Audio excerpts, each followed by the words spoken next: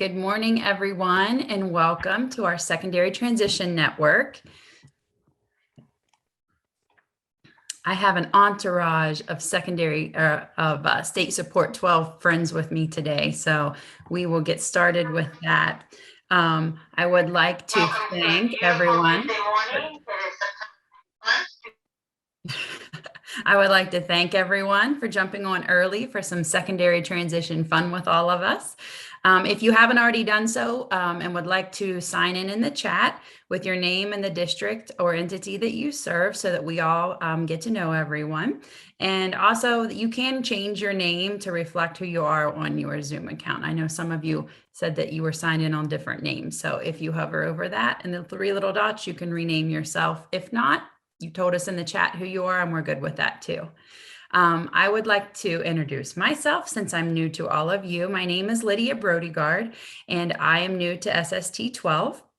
I will be doing some special education, secondary transition, and some school improvement.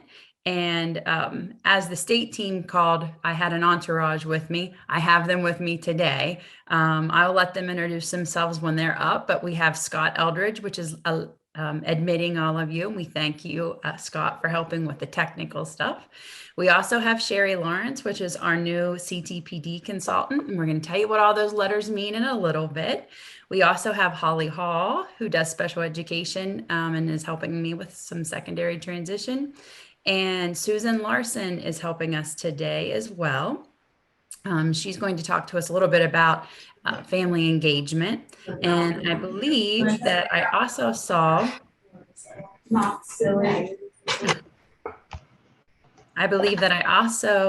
saw our director, Lisa Baker, jump on. So welcome to all of our SST 12 colleagues that were able to join today.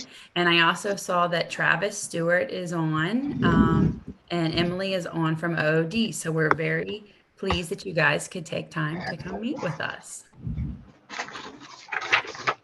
In the chat, you will see the link to the shared drive. If you weren't on earlier, I've been adding things. So even if you looked at that last week when you got your email, there's more resources in there. And I actually just told Susan I added another family engagement one just last night. So make sure that you take a look at that. The objectives for today, we are going to provide guidance and resources to support secondary transition, review some federal and state updates pertaining to secondary transition, explore areas of need for the region and plan for collaboration, networking, and professional learning, and address questions about secondary transition. Since I am new and I see many new faces, today we're really going to try to get all of the updates that's happened over the summer and thus far. And we have some action steps that we need to work on that were outlined for us for September and October.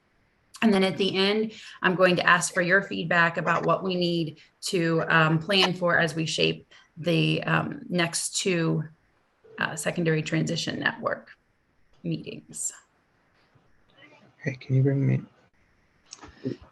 So the next slide has a Menti that we would like for you to do. You can use the QR code to screen this with your phone, or you can just click on the link and the code is there. And how do you feel when you hear secondary transition this school year? So we've came off of a very unique school year and here we are. So is it different than last year? Do you think we're going to be able to do more? Are you equipped with what you need? Are you ready? Are you optimistic? Are you here just to network? Or are you here from ground zero? So I'm going to give you a few minutes and let you complete the first Menti.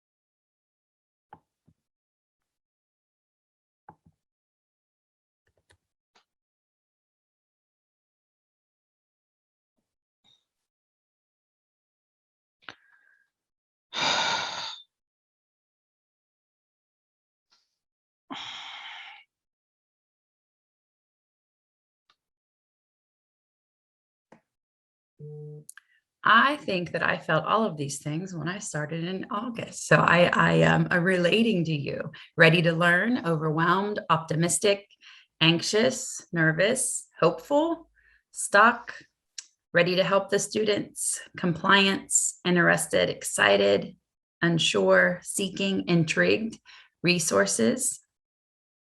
Well, I'm certain you're going to get lots of resources. I hope that you continue to be hopeful. And I'm sure we have lots for you to learn as we have everyone helping. So hopefully with all of that, we'll get rid of some of that anxious and nervousness. Thank you, Holly, for showing that.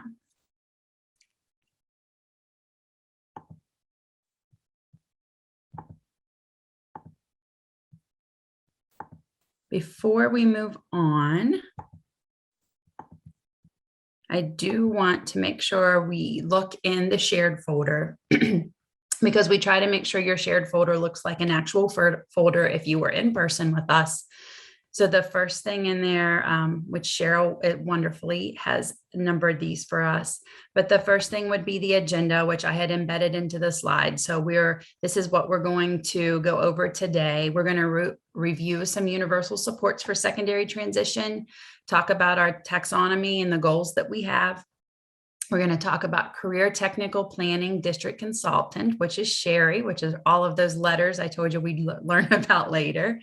Some family engagement with Susan, an OOD update with Travis, some updates that are specific to secondary transition in our kiddos that are at secondary transition age, share some resources, and then talk about next steps before we wrap up today.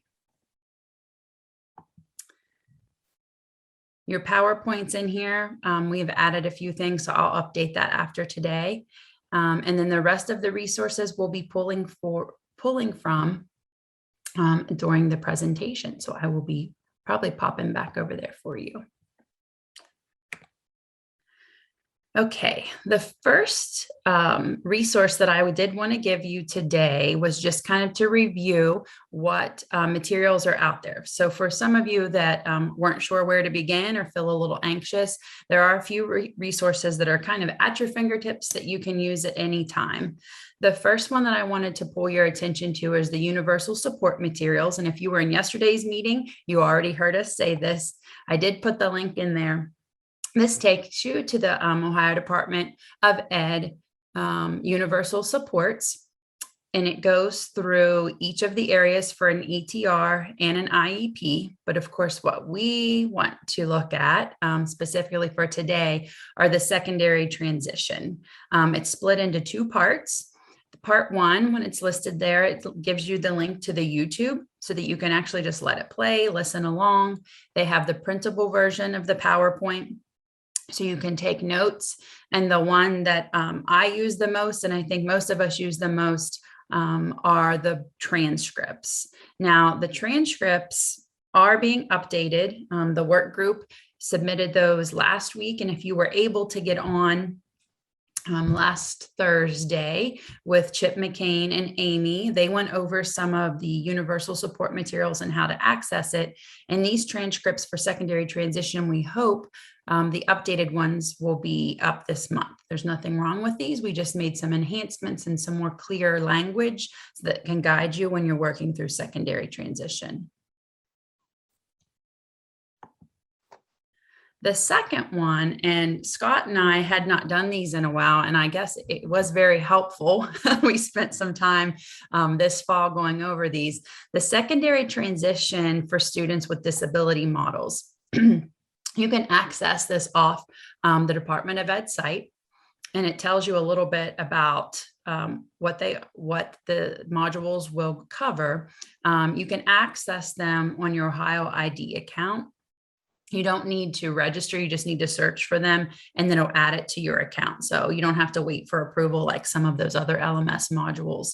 The good thing about those modules is as you work through them, you can earn 6 professional development credits for completing all the areas. And there's some really good information in there. I would encourage your counselors, if you have some new intervention specialists or anyone working in transition that maybe hasn't done it before, or it's been a couple years, this is a good refresher. There's a lot of role playing and working through different scenarios for different points of view, through the student, through the parent, through the intervention specialist, through the work coach.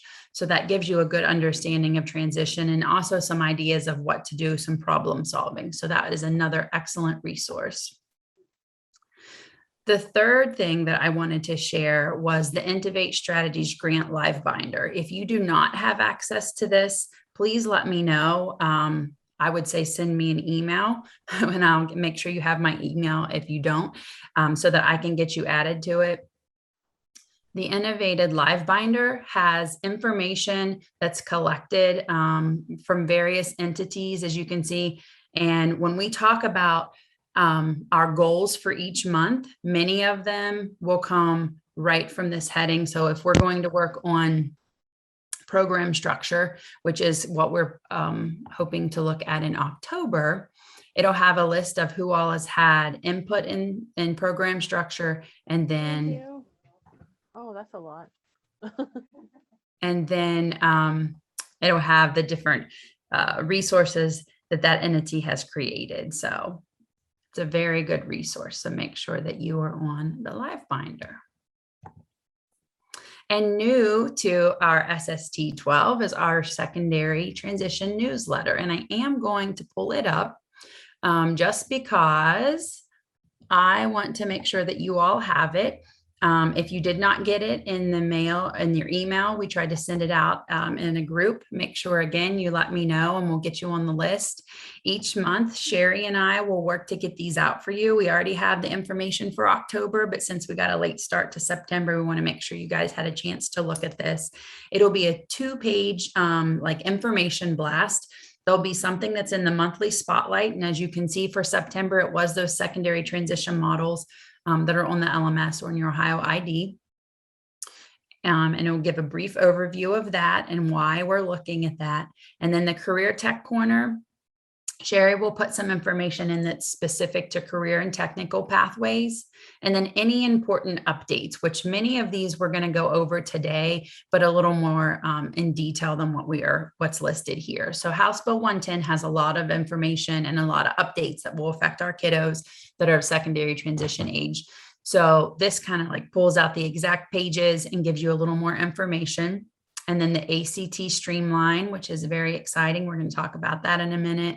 And then any webinar series or information that we think is important to transition, we'll put in there. So this time it was from Ocali and their journey, their Lifespan Transition Center had updated some stuff.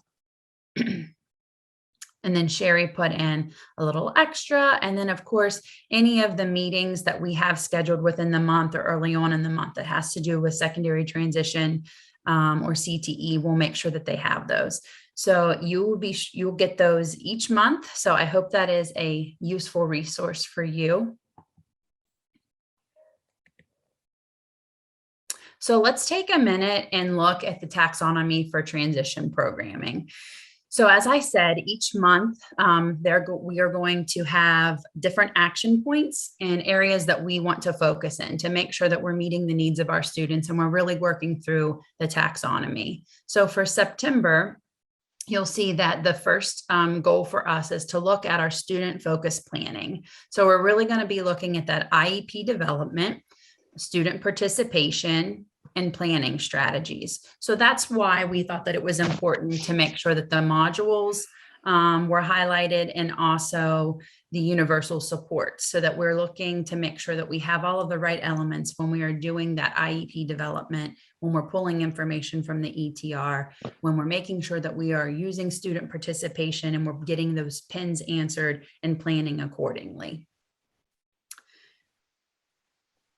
The October focus, which you'll get more of this, like I said, in the newsletter next time, will be program structure. So program philosophy, program policy, strategic planning, program evaluation, resource allocation, and human resource development.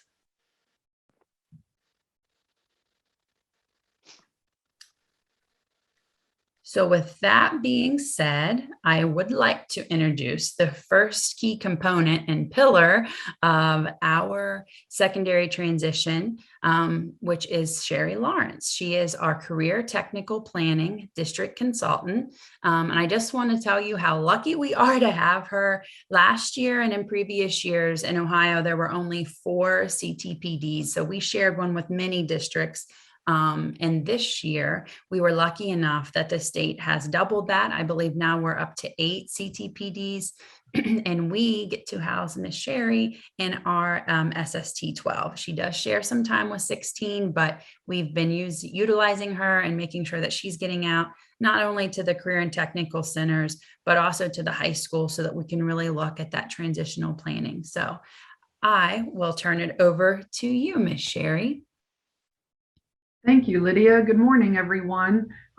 We have a jam-packed agenda this morning, and I just wanted to take a couple minutes so that many of you could put a name with a face and talk about a couple events that are coming up. The first one is on October 5th. I will be holding our first regional CTPD district with 12 and 16 meeting that will be exclusively about career tech. So if you are in a district that has not heard about the October 5th meeting yet, that information and flyer and registration link did go out already. Please, please, please contact me and let me know that you or someone you know needs to be added to that list. As Lydia said, there were only 4 consultants that really focused on CTPD in the past, and I know that I'm missing some really important contacts. For example, some districts I had the superintendent's contact information, but not the director of the actual schools or the principal of the actual school. And a lot of CTPD districts are large and they have their own coordinators or transition directors that deal exclusively with transitions. And I think for SST 12, I might have had 8 total contacts. And I know there are a lot more people out there that need this information than I have contact information for. So please let me know if you would like to be added to that mailing list, or if you have new counselors or intervention specialists or someone that you think would benefit from the information that I will share in those regional CTPD meetings. I do want to very quickly talk to you about I'm going to try to do this here. The modules that Lydia was talking about. She highlighted the information that, let me find it here, about the modules for secondary transitions. Now, the secondary transition modules, as Lydia shared, you can access those through your OHID account. However, if you have members of the community or parent mentors, unofficial parent mentors in your building, or even if you would like to hold a parent meeting, those people can access these modules so that they have the information that you have by going to the Ohio Department of Education website. I just type in secondary transition for students modules. And if you scroll down, it says right here, don't have a license, don't worry, click here for alternate access. And if you click here, it will take you to those modules. Don't have your teachers do this because they want to go in through their OHID account so that they can get the CEUs for it. This would be for community members or anyone that you would just like to be able to see this information. And you can see here there are 5 modules. The first one being student-focused planning. Number 2, student development. Number 3, interagency collaboration. 4 is program structure, and 5 is family engagement. So I wanted to pull this up because I'm sure some of you have seen it before, but you'll be able to. Secondary transition. Student-focused planning. How do I help my students develop a plan for the future? Tips for navigating the post-secondary transition. By the end of this module, you will encounter these learning objectives. 1, what is student-focused planning? 2, why do we keep students as the focus in our secondary transition planning? 3, what are some strategies that can assist in the development of a student-focused plan? So these are very easy to understand. They can be a little bit lengthy. I was talking with a director yesterday in Southern Ohio, and his plan is to send these out and ask staff to complete these and give them a couple weeks, and then they're going to do a almost like a chat where they'll share their thoughts or ideas. He might give them a prompt to reply to, and it's just really going to open up those conversations about students' pens, make sure that we are keeping their preferences and their interests as well as their needs and strengths in mind when we're talking about transition planning. And this first module also talks about backwards planning, which is very important, especially when you're beginning the transition process. And so I just wanted you to make sure that you had an idea of what those look like, because they are very, very helpful. Me being new to this position, I've been through these, and I can tell you firsthand that they were very beneficial to kind of give me that big picture, as well as the steps that you need in order to be able to plan transitions appropriately. We will also be having the information for the CTPDs that will be going through the review process within the next week or 2. I'll be getting that out to districts. And I just wanted to make sure that all of you knew there will be a meeting on October 5th. The information has been out for a couple weeks, and we only had 3 or 4 people scheduled and registered to attend. So I wanted to make sure that information was given to everyone that might be interested in attending that. Thanks, Lydia.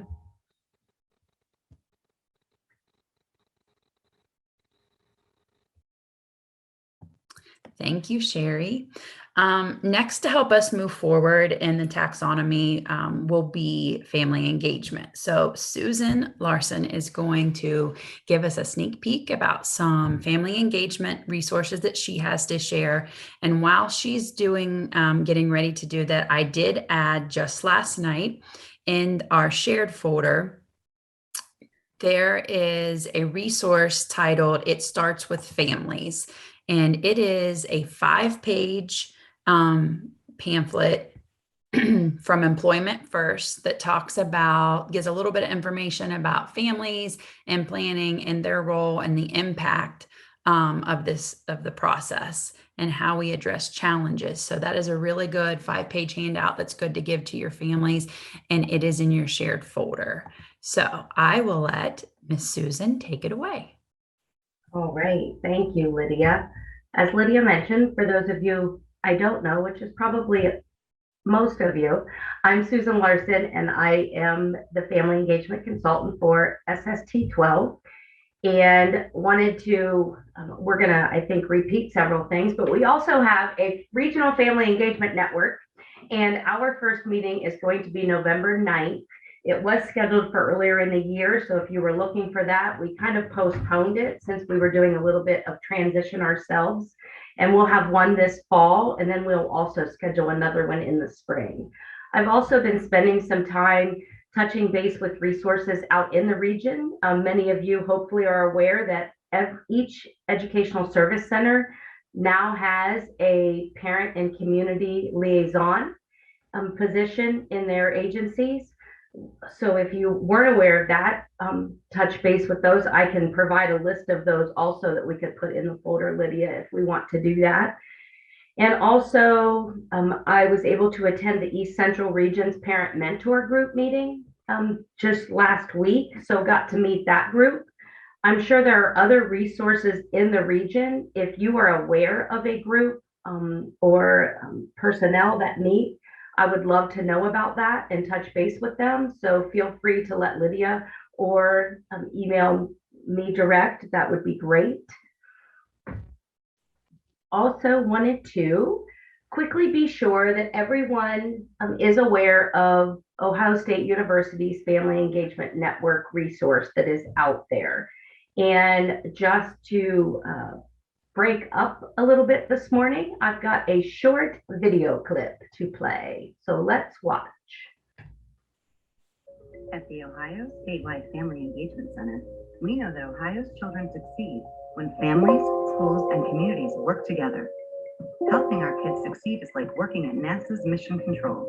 Just like a space launch needs astronauts, scientists, and mathematicians to work together, we need schools, families, and communities to work together to help student learning take off. Everybody has a part to play if we want to have a successful launch. When these partnerships are formed, everyone benefits. Teachers are happier with their jobs, have increased confidence, and a better understanding of family and student needs. Students have higher test scores, better attendance, and a more positive attitude towards school. Families feel more supported, have increased confidence in their kids' education, and have better conversations with their kids about school. Our work in the Ohio Statewide Family Engagement Center is focused on equipping families and educators with what they need to form meaningful partnerships that lead to positive outcomes for all students. So, what do we do at the center? We learn from researchers, educators, families, and other national and state leaders about practices that enhance family engagement. We then take what we've learned and lead the way for the application of these practices by providing tools and trainings to Ohio families and schools for building effective family-school partnerships. To see our work and services, visit our Ohio Statewide Family Engagement Center website. We filled our website with resources, trainings, news, and guidance, and stories of effective partnerships from around the state to help schools and families do family engagement well. And we keep adding new resources all the time. You can also keep up to date with us through social media. Check us out on Twitter, Facebook, and our website, and help us launch student success.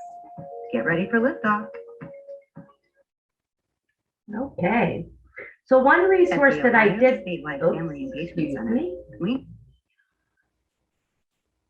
There we go. One resource that I did find that was very specific to secondary transition is they have a family survey that is available that can be used. It was developed in the fall of 2020, and it has 22 questions, and it covers the topics that are bulleted on your screen: how families prefer to learn about transition, the general comfort level, barriers to attending events that are offered, perceived social support, cultural relevance, and then comfort level in IEP meetings. I have provided Lydia with a download of that, but it is also downloadable. Once the updated PowerPoint is in your resource folder, this is an active link, so it will take you straight to the page, and it's downloadable in several different languages also, but we will upload the version in English to your resource folder. So the agenda is packed. Just wanted to introduce myself and provide a resource this morning, and hopefully there will be more resources to come this year. Thanks, Lydia. Thank you, Susan.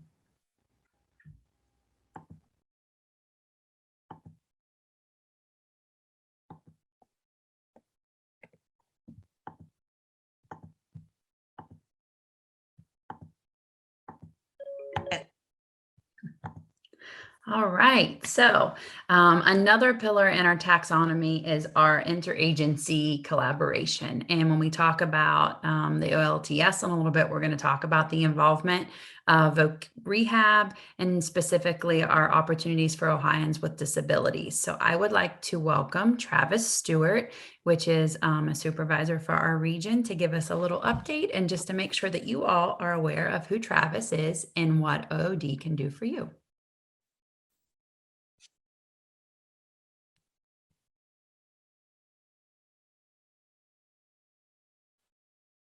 Oh, there we go. All right, now can anybody hear me? Yep, we can hear you. I hit the unmute button on Zoom, but not on my computer.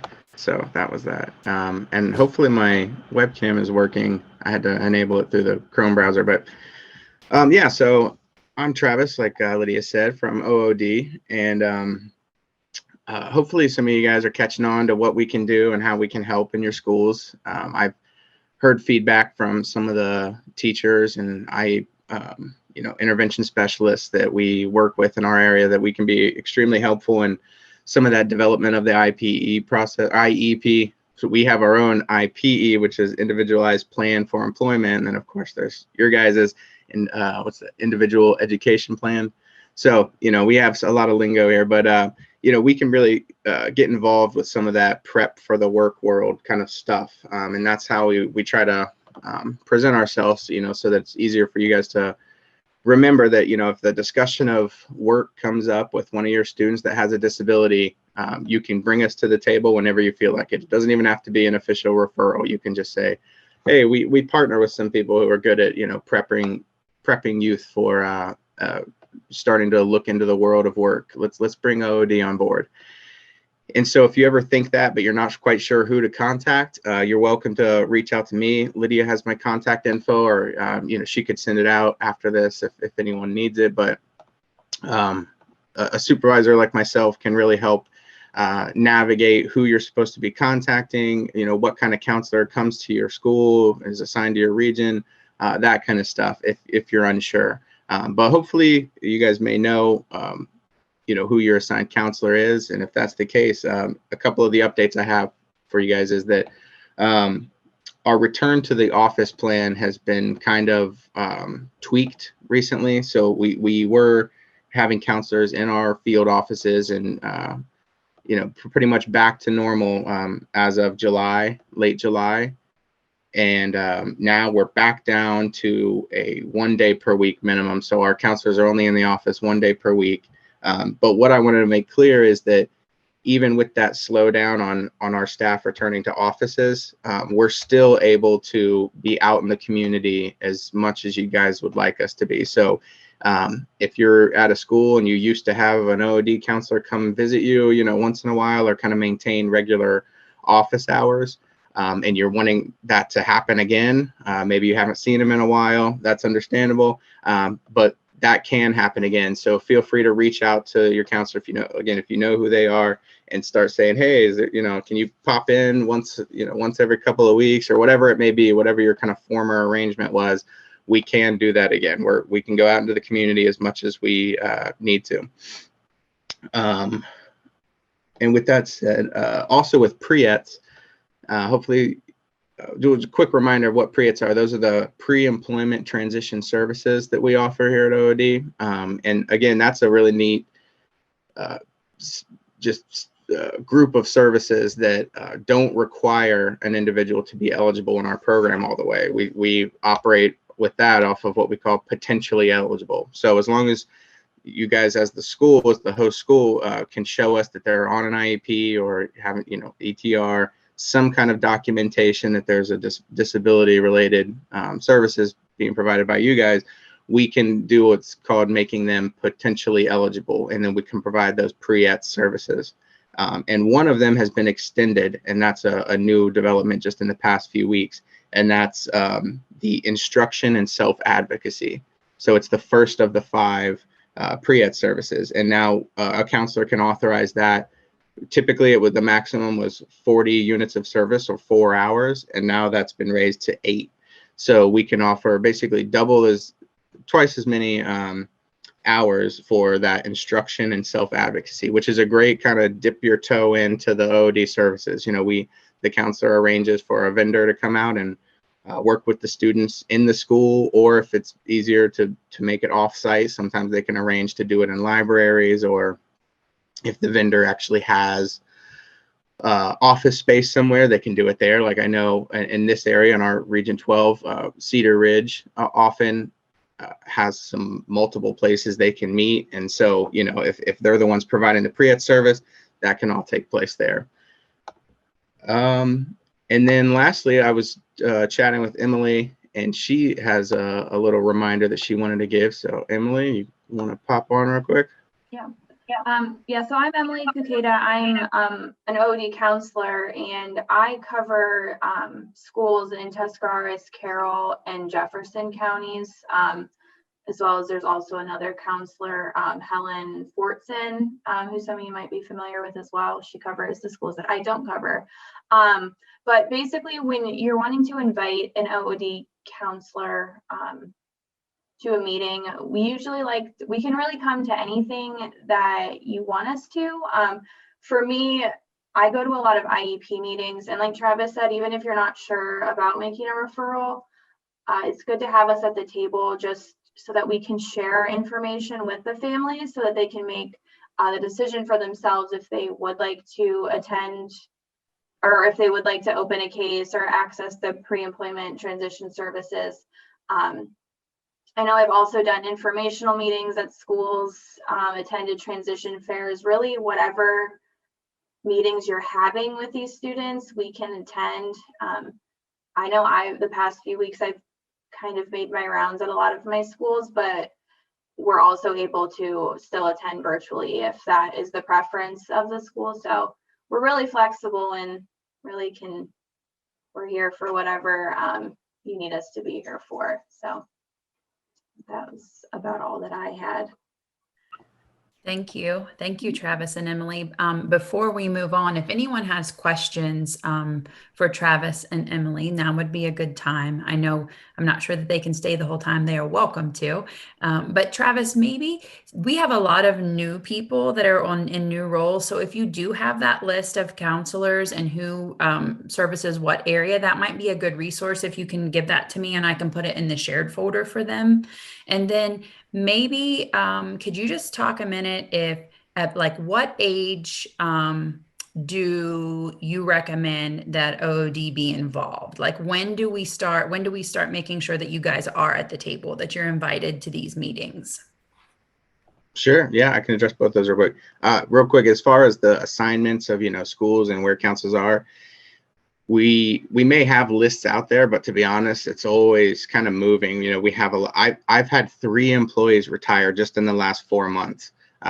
So that kind of movement makes it hard to keep a list in order, which is why I try to be super accessible. If anybody from any school just wants to shoot me an email and say, hey, who is this again? It's probably quicker and more efficient for me to just respond to that email as opposed to try to keep an accurate list, because there's just a lot of movement. But then as far as the age thing, yeah, that's a good question. So technically our services can start as early as the age of 14. But as far as the recommended age, it's hard to say, because it's really, our services are so customized. That's another thing I like to get across to people. I mean, there's so much we can do. We're probably the most famous for our summer youth services. A lot of people associate with that because we can do paid work, 4 to 5 weeks of paid work experience in the summer. So the students actually get a paycheck. They get a lot of coaching. Usually we try to keep at least, I think, 1 to 4 ratio of a coach. So for every 4 students, there's at least 1 job coach involved. So it's hard to answer that, but I guess I would say, just keep your ear to the ground when you're in those kind of meetings with parents. If they're the ones who start to mention, work, you can get us there as early as the age of 14, and we can pop into those meetings and just start to brainstorm of how we can get involved. And if there's the inverse of that, if there's parents who seem a lot quite hesitant every time the idea of work gets brought up, we could come in a little bit later. Some students start with the summer youth experience where, maybe they're in their junior year or something, and then that's their first interaction with us doing a summer youth program. And then some students are, we do start at that 14, 15, 16-year-olds where we're getting involved with career exploration, or we can even do more very customized, very specific stuff, like if they're helping them get a job in the community, and assigning them a job coach for some one-on-one coaching out in the community. So there's just so many different ways we can get involved that age is only a slight factor, really, as long as it hits that minimum of 14. Perfect. So one of the things that Travis and I talked about earlier this month was anytime you hear the word work, we're going to call Travis. That was our rule of thumb, or Emily, right? So if the student or the parent talks about, well, I just want them to get a job, or I just think I want them to go to work, these are the resources that we want to tap into to help. And they're there to help. They're in the most rural places. They're in the bigger places. They are everywhere. So we really need to tap into that service.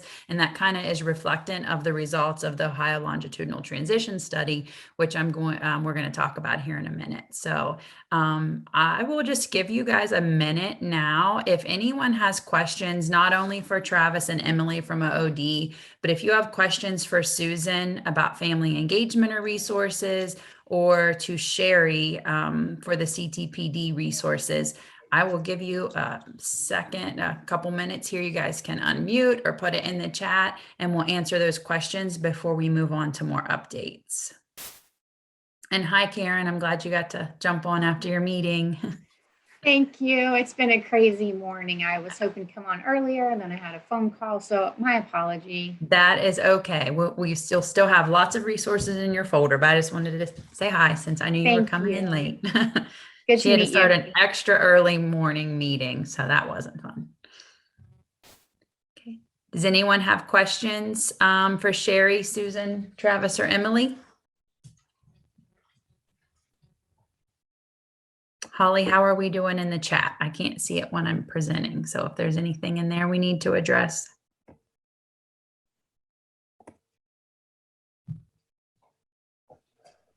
Lydia, did you videotape their portion or recorded it? Yes, our whole session is being recorded, and we are working on making sure that all of the video recordings will be available on the SST12 website. That's coming. That's up and coming. So yeah. That will be great. I've been talking to Jennifer Way a little, but OOD services are definitely something we need to implement at Foxfire. I don't think we've done much of that. So that's definitely one of my goals this year. Okay. I think we're good in the chat, Lydia. I Okay. think you caught the last one about the Livebinder. Everybody's able to, teachers included, to access that Livebinder. So. Real quick, to piggyback off that comment, like a situation where you're in contact with a counselor like Jennifer Way that you mentioned, feel free to also invite them to things on a regular basis. I have a counselor in the Guernsey, Belmont, Harrison area who holds regular monthly meetings with all of the providers in his area, and he invites school staff and career center staff, and basically any partner imaginable. He'll just invite them to a monthly, like, pop in, frequently asked questions kind of meeting where they can drop in at any time. And so that's a perfectly reasonable thing for anyone to do if you want to start increasing the presence of OOD at your school or wherever you're at, and you already kind of are in communication with a counselor. Don't hesitate to reach out to them and say, hey, can you come speak at this next team meeting or this next staffing, or those are kind of the kind of requests that we're happy to do, because referral development and outreach is a huge focus of ours. So don't hesitate to do something like that. And again, if you need me to help you get connected to what counselor should be in your area, just reach out. Thank you. I see a question in chat. Travis, who is the counselor in that Guernsey area? So right now, the counselor who takes most of the Guernsey County area cases is named Michael Meadows, and he's actually embedded in the OMJ right there on, I think Highland Street or something like that. That's his headquarters. So he takes a lot of the Guernsey County cases, Michael Meadows. And all of our emails are pretty standard. It's first and last name at ood.ohio.gov. So to reach Michael or me, it'd be travis.stewart@ood.ohio.gov. Those are standard across all employees' email addresses. So. Travis, maybe you can put your email in the chat and then the website as well, which is where I found you. And then Emily, you got a shout out from Heather about utilizing you and how incredibly helpful you were. So I'm glad to see that some of you are utilizing the services already. That sounds good. We're going to make this a standing update on our transition network. So Travis and Emily and any other counselors that that would be serving this region or our districts, make sure that you invite them, Travis and Emily. That way we can get more information out, because I think the more present we know work means OOD, we can get you guys in to help more students. Thank you for your time today. Thank you. Lydia, looking at the chat, Kathy asked about how we can make sure that everyone has access to Lifebinder. Yep. If you make a note of that, I'll make sure we are when we're finished with the presentation.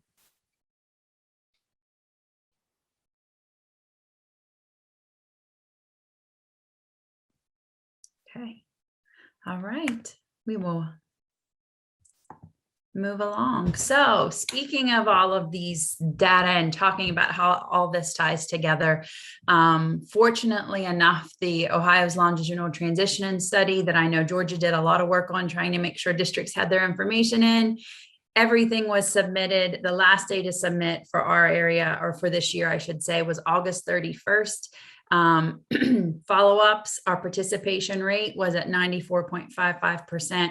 And if you take out some of those outliners, exits, and that kind of stuff, we had 146 districts in our cohort out of 147 that were required to participate. So at 99.31%, that is a very good representation of our students that are going through transition. So we have lots of good information. I did make this a live link to the OLTS website. However, the new study is not up yet. It should be up, hopefully by October, and they are sending actual paper copies to SSTs so that we can get those out to you if you want those. However, I do have the electronic version and I have put it in your shared folder. And if I can get back up here.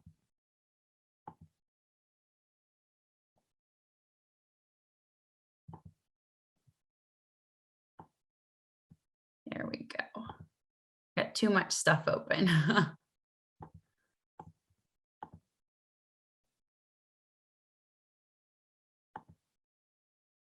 All right, so in your folder, you will see the 2021 OLTS study, which is the post-secondary outcomes for youths receiving special education services. And basically it's our Indicator 14 annual report. There is lots of good information in here. I'm just going to show you a couple, and then we're going to look at the key takeaways, because I think it will make sense about why we covered what we covered today. Because this is really what we're going to look at to see where our gaps are in transition and maybe where we need to do a little better as we plan, as we get to those October goals, which are, as our program planning and looking at what we need to do. I am going to scroll down to the page that I need. So if you don't want to get dizzy, I put the link to that in the chat. Okay. All right, so the link's in the chat, and then also, like I said, it is in your shared folder. So about page 10 is where the good information comes that I think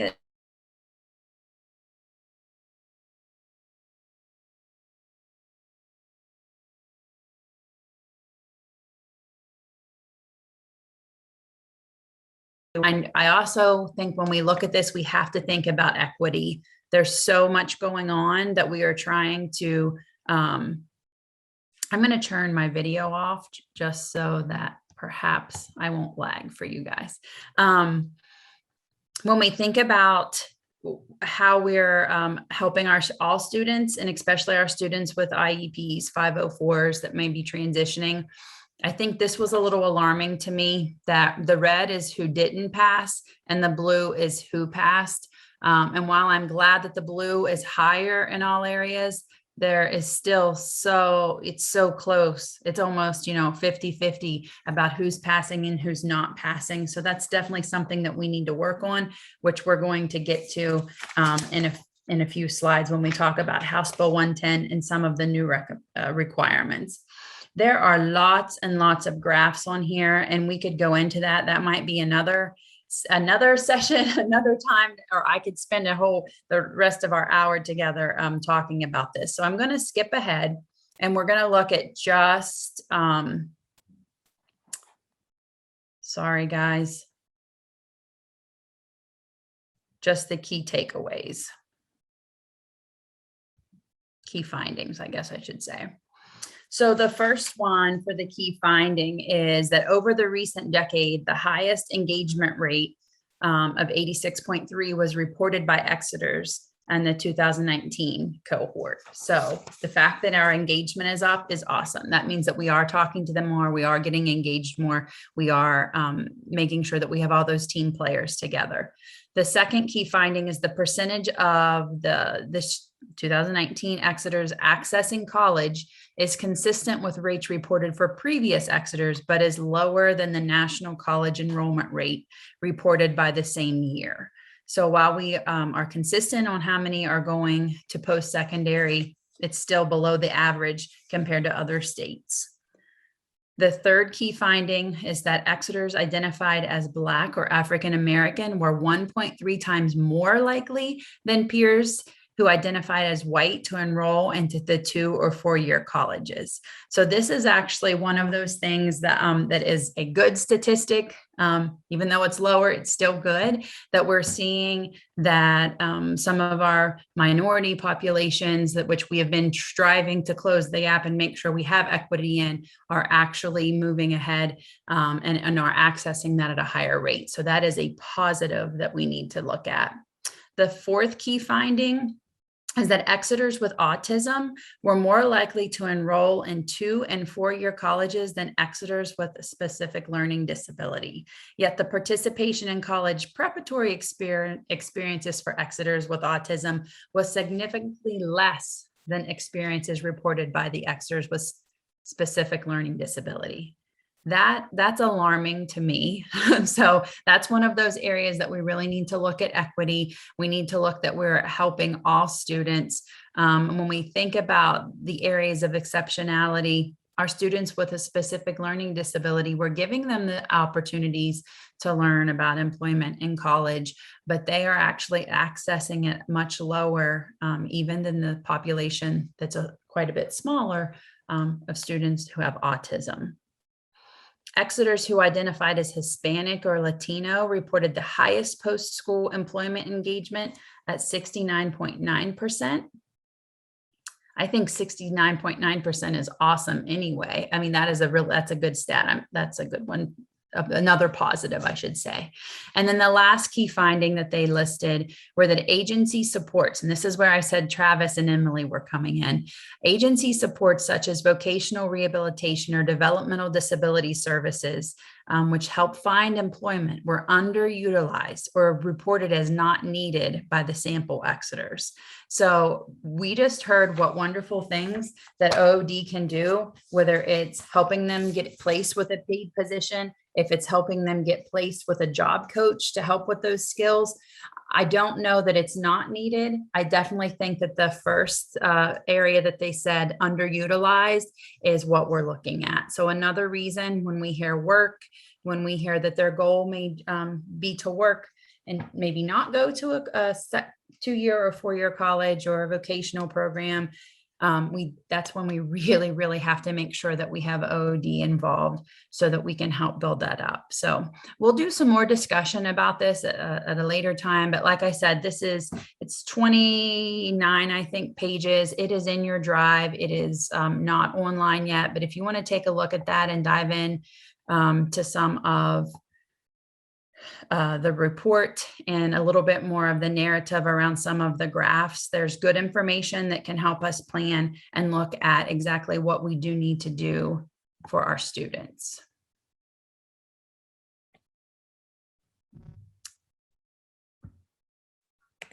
All right, graduation requirements. So there is a link that was in the newsletter that had just the specific pages of House Bill 110 that we wanted to talk about today that's highlighted, and I will pull those up in just a minute so that you know which pages they are again to make note of. But these all will address some different areas, and the first one that we're going to talk about is graduation requirements. And those pages specifically are 171 to 173. So the graduation plan, I have put a link in for that. I'm going to take a look at that first. This is listed on the department's website, and I also put the Excel document in the shared drive, but it's the same one that I'm pulling up now. So the graduation plan last year was recommended, we were told that we needed to use it for those students who are in 11th and 12th grade. Starting this year, graduation plans are required for all students. They must be in place for grades 9 through 12. There is not a reporting requirement at this time, which I will say at this time. However, the plan is required for each student. I've been talking to some of the school counselors. If you have an elementary school counselor, they need to be aware of this too, because some of the information can be logged at the junior high level that will help your counselors begin to fill this out in 9th grade.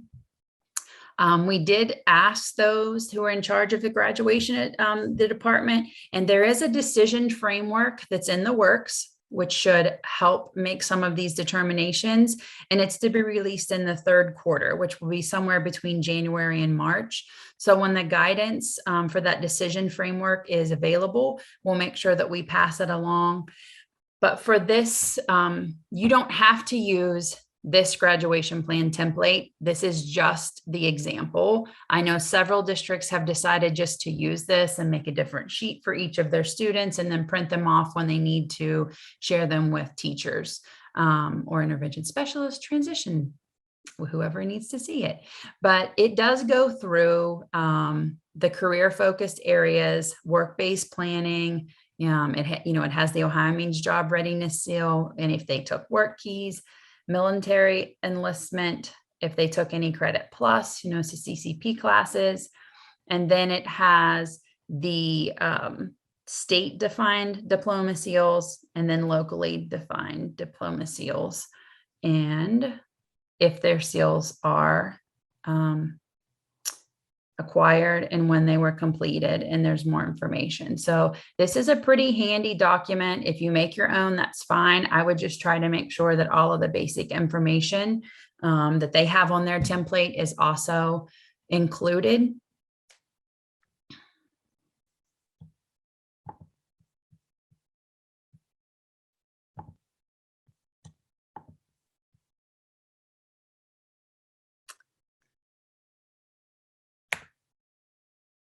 So the next part of the House Bill 110 that is kind of going to change a few things. I think it's a positive thing. I think it's going to help some of our students. They will gain those seals in science and citizenship. But as of this month, we still don't have that standard cutoff. So of what will be acceptable for the math and ELA, so our language. I'm going to pull up the House Bill, maybe. Sorry, guys.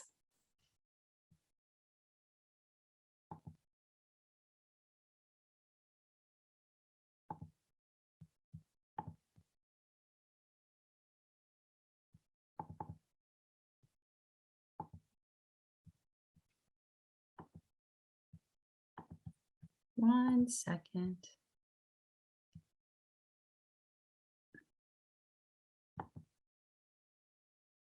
Of course, it did not pull up the one I wanted. Hang on one second. I'm sorry about that. I have it in another folder.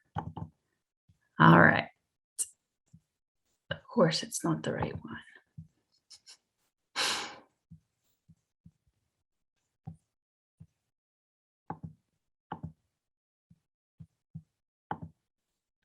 Okay, tell you what, I'm just going to tell you what it says because I don't want to go down to page 171, but it's in there if you look at it off of the newsletter. So, which actually, let's just do that. That might be most helpful.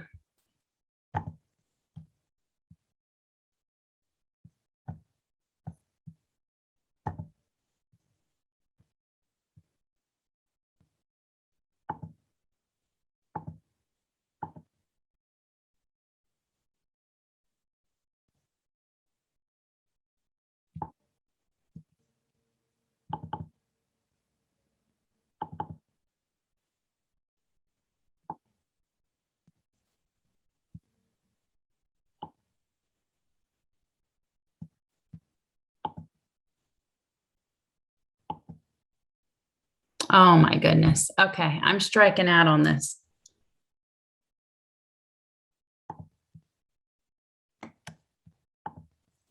Okay, so for the alternate assessment, what you need to know is that there are new performance standards. And I did link those here.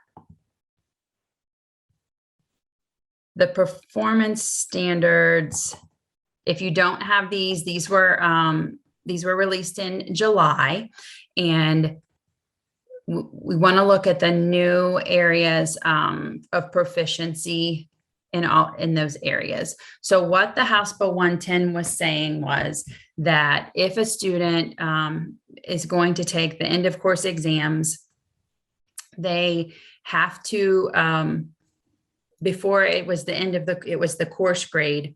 And now it can be the end. If you receive a B or higher for the course, then you could meet the requirement for the science and citizenship seal. You could still get the points for those courses. The flip side, for our students who are on alternate assessment, they're going to determine a cut score that would also allow them to meet those requirements. They initially had told us that it was going to be around the proficient score, but then they came back and said that they're not sure yet. So those are not to be determined. I know some information went out from the department that some of you may have had that said they were going to reflect each other. Right now, we don't know what they are going to be, that they are going to reflect. So with that being said, we're not sure that what the cutoff will be to meet the requirements. So that language in House Bill 110 says a score set by the state. So we don't know that yet. So that's the part about when that is released, so that we know what those cutoff scores are, then we will know if students can receive credit for those courses and that they can still receive the seal for science and citizenship.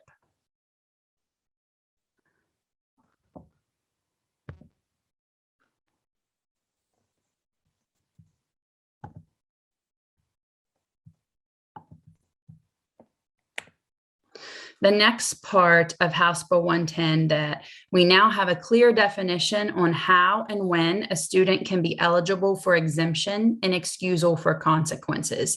This is on page 172 of House Bill 110. So we no longer can make a predetermination if a student is exempt. Students must take Algebra 1 and ELA 2 end of course exams, or the alternate assessment in math and English language arts. If they do not attain a competency score on the end of course exam or a score established by the state board on an alternate assessment, which what I was just trying to show you, the student must be offered and receive remedial support from the district or school and retake the end of course exam or the score established by the state board on the alternate assessment. The student must be offered that remediation in between. We can't just test and wait until it's offered again. If at that retake time, the student does not attain a competency score or an established score for that alternate assessment, the student then may have a team decision if they're going to be exempt from the requirements to demonstrate competency. So one way, one district that I was working with, we were talking about this. If we have kiddos that test and they're on the bubble, sometimes they're put in a specific study hall or remediation period, or they have a study group for them. And when I ask, do your students with IEPs 504s come to the same remediation or study group? The answer was, and very honestly, no, they go with the intervention specialist. Well, then when we're looking at what we're providing those students that don't have IEPs or 504s, they're getting more specific remediation to that content to try to improve and pass or be proficient, whereas not all of our students with disabilities may be having that same opportunity. So again, we kind of go back to the equity of it. I can see where we feel that it's better for them to go to the small group. Then that's when we have to make sure that the intervention specialist and the content teacher are co-planning and are at least covering like areas so that you can show that remediation is occurring. Now, I will note to tell you that with clarification, we've asked some questions. Remediation is locally defined. ODE is working on a best practice document for remediation and recording that it's occurring, but it's not available to date. When that is released, I will be sure to pass that along. And also, you cannot exempt code and EMIS an exemption until that second test has occurred and is non-proficient. So there's a little more clarification in House Bill 110 about the test, assess, remediation, and retake. Lydia, there's a question in the chat from Jan. Just to clarify, if a student is not on an alternative assessment for testing and they earn a B or higher in science and social studies, they earn the citizenship seal? Yeah, it is outlined on that page exactly what courses will count or qualify for that seal. And remember, this is for the class of 2023 and forward. So if you've entered ninth grade 2019 or after, then these new ways of earning those seals are outlined in House Bill 110. Lydia, I just put the link into the department website. If you scroll down to page, it's a 9-page document. If you scroll down to pages, looks like 7, 8, and 9, it talks about the seals, and it does outline there. Yep. They score a B or higher, mm-hmm. that they are able to earn that seal in science and citizenship. Mm-hmm. Okay, so I think my question, just to clarify, I'm thinking about our kiddos that have now been bumped off of alternate assessment because of the stringent flow chart, mm-hmm. that are obviously not sitting in your typical algebra class, mm-hmm. Taking that maybe in a resource room. If they earn a B or higher in the courses that they're taking, which might mm-hmm. not be the same then at algebra class, is that mm-hmm. qualifying? So that's when we have to go back and look at that course and make sure that even if it's not on the same, pace as, the gen ed class, does the course description, does it tie back into the same course code? Are they still getting credit for that specific course? And if they are, then yes. Okay, so coding is going to really come into play here. Yes. So this is when I attended a counselor's meeting for this very reason, because that was the question that they had about how they were coding this. So if the course is coded the same as the gen ed class and you are still learning the same content standards, it just may be at a different pace, you know, or the way that it's being presented is a little bit different. But if it's still tied back into the same course code, same course description, then it's going to be reflectant of whatever the chart says the conversion is. Okay, thank you. You're welcome. And thank you, Sherry, for pulling that up. Because, you know, I had all of that yesterday and I pulled up the House bill that I had my items highlighted for our meeting yesterday, and today it's out of my hands. So, okay. So if there's any other questions about that, just let me know. I'm going to move on just because I knew this would happen. I had so much to tell you guys, I'm going to run out of time. One exciting thing is the ACT's new accommodation eligibility requirement. If you've ever had to fill out the packet to try to get one of your kiddos tests that wants to take the ACT that have an IEP or a 504, it's hard. It's just a lot of work. So there is now on the ACT's website, when you go to request the testing accommodations, now you will click that, yes, there's an IEP and a 504. Beginning this year with testing, students who already receive accommodations at their school under the Individuals with Disabilities Education Act and Section 504 of the Rehabilitation Act will automatically be eligible to receive the allowable testing accommodations when they register for the ACT with accommodations. I did put a link here to the ACT newsroom, their blog, but they announced this in July, but there's more information on here. If you want to look at that, this is one of those things I would share with your counselors and your intervention specialists that might be helping. This is going to be huge for them and quite the time saver. The other thing I wanted to bring up while we talk about this is in your shared folder, you have a comparison chart. This comparison chart has some of the high school accommodations for students with disabilities that we commonly, we'll see on IEPs for students. While that helps them, we need to be mindful that when they maybe don't need that accommodation, that we don't just leave it there. Because what happens is when they do, we prep them and we're ready for them to go to college. We have to be mindful of what accommodations actually can continue and which ones cannot. So this is a really good chart that shows us what is allowed in high school versus what is allowed in college. So this might be a good one also to share with your intervention specialists as they're writing IEPs. And, there's stuff in here about grading, there's stuff about increased time, all of the usual common ones. It doesn't mean that if the student really needs it, we don't do it. That's not what I'm saying. What I'm saying is that we are prepping them and they have an understanding, good handout for their parents, for them, that they know which accommodations. And also, while I'm in the shared drive, I do want to share, there is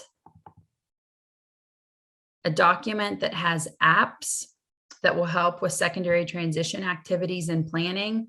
So it has the name of the app. It says what executive functional skills that it addresses. It gives you a description and then a feature of the app. So this is also very handy, and I would share out with those intervention specialists, whether it's reminders, use of Quizlet, study guides, help them study, medication reminder, how they're going to make sure that they get their medication by themselves when they're not with us. Google Keep, there's a lot, audio note taker. There's tons of good resources on here about different apps you can use. So it's about 9 pages full of apps, but when we're thinking about prepping them for like the ACT and moving forward, I thought that was a good resource to share.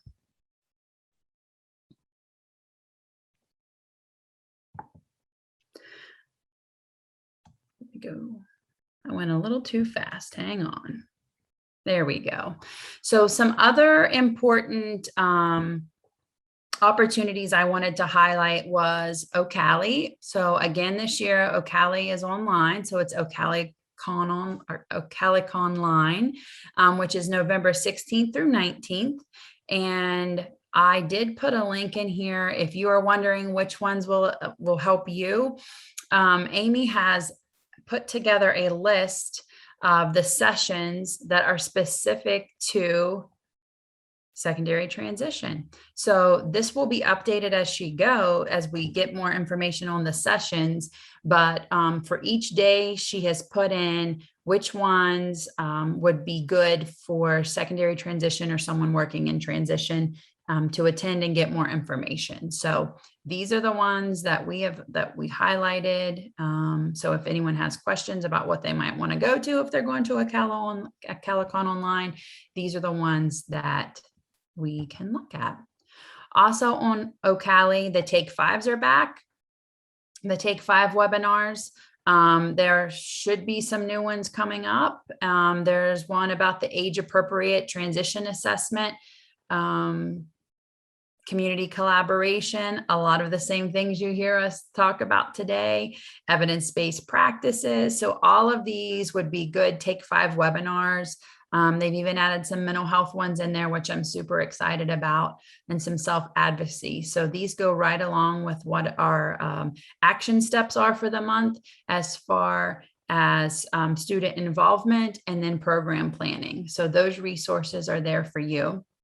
And then on Employment First, the Journey webinar gallery, they have updated some of those. So right now, let's see, the assistive technology in youth with complex support needs, resources and consideration. So there's the short video there. That one's from March, but they should be, they were going to be updating some more of these, targeting meaningful curriculum for transition aids with complex needs. So lots of videos on here. They do have an interactive script with all of them. So that's another resource for you to share or partake yourself. Do we have any questions in the chat, or is that just, nope, Scott sharing for me? Okay. Okay, so now that we have given you lots and lots of information, we want you to do one more Menti. This one will be your wonders. Are there still things you're wondering about? So in the beginning, I asked you how you felt. What are we wondering about? On the flip side of that, after you do the Menti, if there is something that you are, wow, this has really been helpful, Lydia, I want to make sure that we do this again, please put that in the chat so I can go back and review it. You're still going to get a link in a little bit to do a survey, but I want to know what's fresh in your head right now, what's really been helpful, and what we really probably need to have some more information about. So your wonders, again, use the Menti code or the QR, and your wows you can put in the chat. And I'll give you a few minutes, and then Holly will take it away.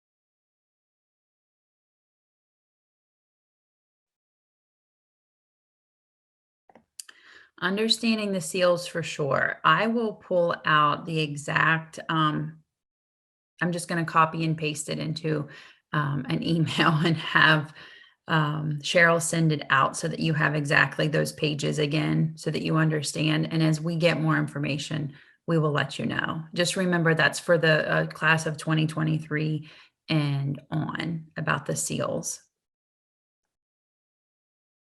How to get OOD attending. We were going to work on that. We're going to work on that. I do think Travis will help us make sure there's someone there. Communication and sharing to staff. Yeah, I know you guys are short staff. I know with the subs being a shortage and everyone being out. You know, if there's resources in the drive or in the shared folder that you think would be beneficial, send it to them. Make sure that they're getting that transition network. Sometimes it just comes to the directors. Make sure that you guys send it out and they get our information. Our cell phones, emails, everything's on there, so they can call us at any time that's convenient with them, morning or evening. Okay. All right. Thank you, Holly, for doing that. I'm going to jump back to our slideshow just a second. So your next steps, what's one takeaway from today and how will you put into action? So if we go back and we think about what our taxonomy goals are for September and October. So we're looking at student involvement. So maybe think of what we've gone over today. What's one way that we know we can help improve student involvement and get those PINs completed? And then also for October, if we want to think to next month for our programming needs, how are we going to enhance the programming and the way that we are helping the student access? So if anyone wants to unmute and share or put something in the chat, I'm not going to require you to share this out or make an action step or anything, but I would just like to know how you plan on using the information.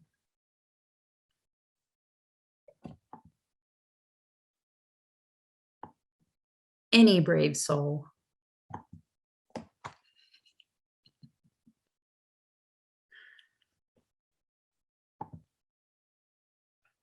Janet, using for compliance. Yep.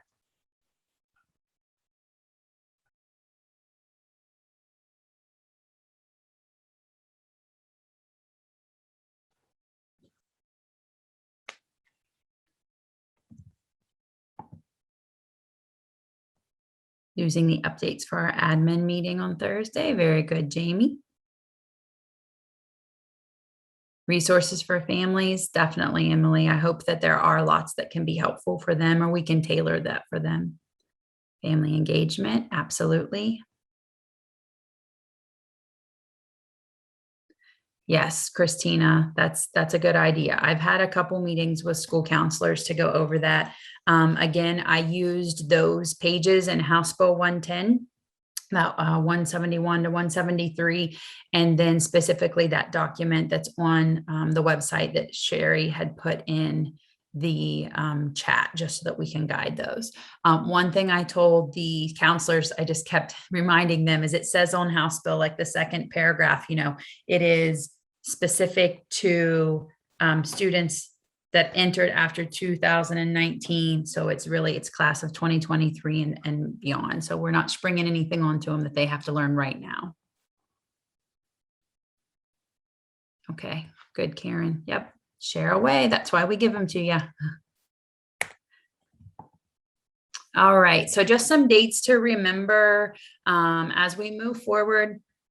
The secondary transition network dates will be December 2nd, again from 8 to 9:30, and May 4th. We'll take information from today, anything that you put on the surveys as we build out for the next two network meetings. Like I said, we just had lots of updates to do today, so I wanted to make sure we got through those. Make sure you're looking for those newsletters. That's going to give you a lot of important information. Since we're only meeting 3 times, you're going to get updates at least once a month from us. So we hope that that is beneficial and helpful to you. And any feedback on the newsletters, you can send that to Sherry or myself as well, because we want to make sure we're giving you what you need to move forward with transition.